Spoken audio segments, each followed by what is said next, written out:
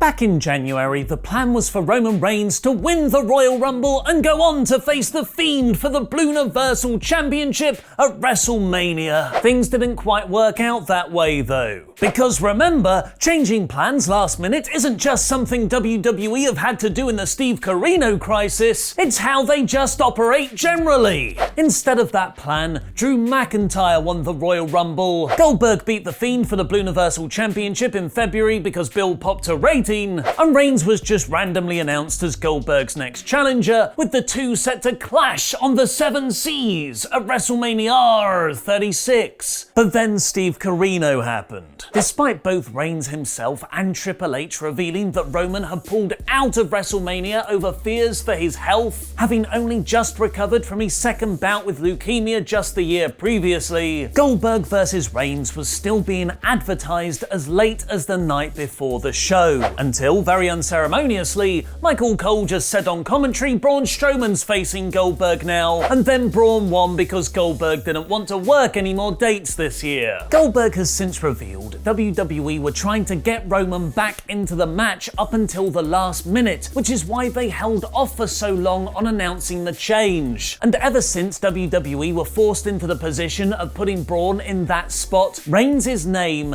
hasn't been uttered once on WWE TV. All of a sudden, the company's top star was missing without any on-screen explanation. And ever since then, more and more ludicrously specific measures have been taken to wipe Roman's existence from the product. It was reportedly Vince McMahon who banned commentators from mentioning Reigns on TV, and then Dave Meltzer noted in last week's Wrestling Observer newsletter that Roman had been entirely removed from WWE's Make-A-Wish promotion, replacing him with pictures of previous Golden Boy John Cena on their website, although I can't see him, and on last night's episode of Raw, where Cena narrated the Make-A-Wish video package with no footage of Reigns whatsoever. And that wasn't the only notable absence of Roman on yesterday's show. Like Triple H's top 10 career moments that were played throughout last Monday's episode, WWE padded out last night's Raw with the top 10 Money in the Bank highlights, which was topped by Seth Rollins' brilliant WrestleMania 31 cash-in. Seth pinned Roman in that match. But as Punk Justice has pointed out on Twitter, you wouldn't know it from WWE's editing. Instead, they played Rollins hitting the stomp on Brock Lesnar, a blank screen, and then Seth celebrating with the title. The blank screen trick previously being used for Becky Lynch pinning Ronda Rousey, even though Ronda's shoulders were up. Although management reportedly told talent there would be no consequences if they felt uncomfortable working their TV tapings, it's being speculated that there is backstage heat on Roman for pulling himself out of WrestleMania. At the same time, however, this could just be a situation that noted control freak Vince McMahon can't control, so he's responded by completely removing it from the narrative with no explanations or mentions of Roman's absence, especially because it's unknown when Reigns will safely be able to return to work. What do you think of the latest removal of Roman's name from WWE? Let me know in the comments because I'll be replying to people from out of quarantine. WWE are seemingly starting to panic over the lack of big names on weekly TV right now, which has reportedly prompted them to bring back wrestlers ahead of plans.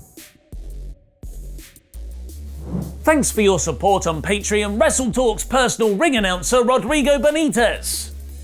Last Friday's SmackDown was the least watched episode since it moved to Fox, dipping under 2 million viewers. Not only down from previous weeks, but almost half the audience that tuned in for the first episode on October 1st. And the downward trend, likely because of Steve Corino forcing no-fan shows, has spread across the industry. Ratings are one of the most important factors to WWE and their investors, as the company's deals with Fox and USA Network make up a huge part of their revenue. So they're reportedly calling all hands back on deck, because pirate themes aren't just for WrestleMania. This is speculated to be why WWE brought back AJ Styles for last night's Raw. Original plans called him to be kept off TV a lot longer to sell his literal burial from The Undertaker at WrestleMania's Boneyard match. WWE have also announced the returns of Randy Orton, Edge, and Becky Lynch for next week's episode, which Meltzer claims is WWE's attempt at bringing viewers back who might have tuned out during Steve Corino. Bringing back part-time stars rather contradicts what Vince McMahon noted in the Q1 investors call just 2 weeks ago though, where he outlined how the company were investing time in getting over new faces like Drew McIntyre and Apollo Crews, who've been with the company for almost a decade and 6 years respectively. But it's not just underutilized main roster wrestlers. In typical post-Mania fashion, we also got some NXT call-ups in the Forgotten Sons, who debuted on SmackDown after WrestleMania 36 and will now be competing for the SmackDown Tag Team Championships at Money in the Bank against the New Day, Lucha House Party, and Miz and Morrison. According to Meltzer though, this wasn't always the plan, and the real reason the Forgotten Sons were called up wasn't because of WWE trying to get new faces over, but because of Jimmy Uso's injury suffered at WrestleMania, which might see him, and therefore the Usos team,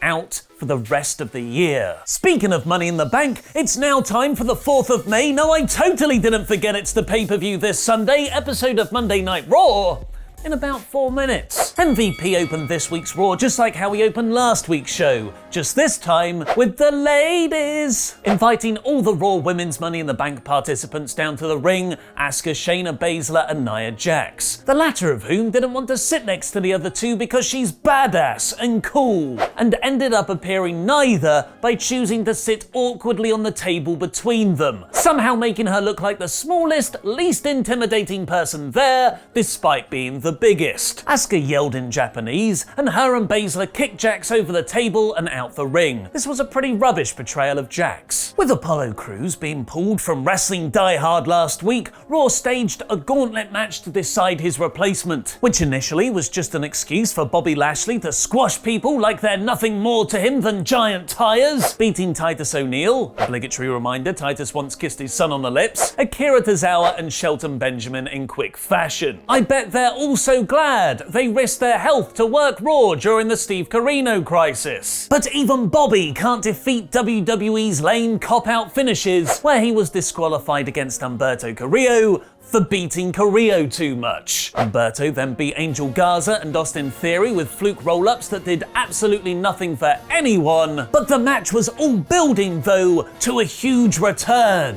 Babyface AJ Styles surprising the family as part of WWE's new partnership with Dairy Queen. It was a rather baffling, totally avoidable placement. This wasn't just a badly timed commercial in the break, it was integrated into the actual program of Raw, meaning someone in WWE signed off on undermining the surprise of AJ's return and presenting him as a corporate babyface just minutes before he heelishly beat up Carrillo around the ring. This was a shockingly poor construction of a TV show. AJ cut a victory promo afterwards, promising that now he's already got one WWE Cinematic Universe match under his belt. With the Boneyard, he'll be uniquely placed to throw someone off the top of a building. Later in the night, Aleister Black and Rey Mysterio would cut their own promos in reply to AJ's threat, giving the same level of seriousness as competing in an Elimination Chamber or Hell in a Cell to being thrown off the top of a building. For those stipulations, these kinds of "it'll take years off my career" promos have a certain degree of verisimilitude, in that those stakes make sense and are believable in WWE reality. There aren't any Chamber or Hell in a Cell matches in real life for us to compare them against. Much like knives or guns though, being thrown off a building jumps the wrestling shark. But you know what? Wrestling sharks sounds kind of awesome. To hype Money in the Bank even more, WWE played the gimmick's top 10 moments as filler content, reminding us all that yes, Brock Lesnar did win a match he wasn't even in, and no, Roman Reigns wasn't in that other one.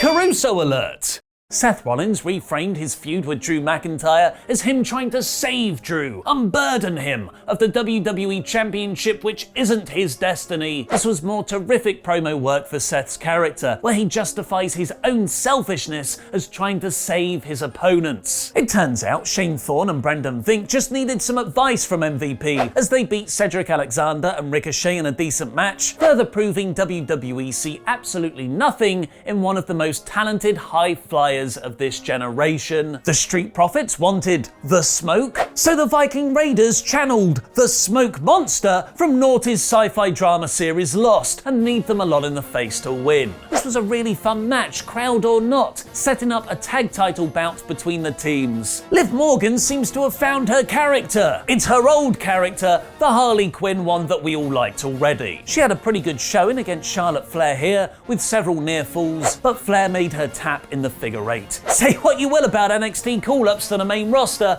but man, they're pushing that Charlotte strongly. And the main event was a very physical encounter between Drew McIntyre and Murphy, with Drew somehow never looking in trouble, with lots of kickouts at one, but still making Murphy look great. Seth watched on from the ramp as McIntyre countered Murphy's Claymore attempt into one of his own to win, and Drew and Rollins scuffled to go off the air. That was this week's Raw in about 4 minutes. Let me know what you thought of the show in the comments down below, and click the eye above my head to give your rating. The women's division has really taken a backseat in the last few weeks in Becky Lynch's absence, meaning we just get Charlotte beating people we like. But the rest of Raw was really solid. Great in-ring wrestling, and Drew continues to be a simultaneously likable and badass babyface champion. What a concept! This week's Raw is a high average. A special one-shot episode of our Wrestling Dungeons & Dragons series is now live on Parts Unknown, set in the year 3000. Click the video on the right to watch Adam Blampied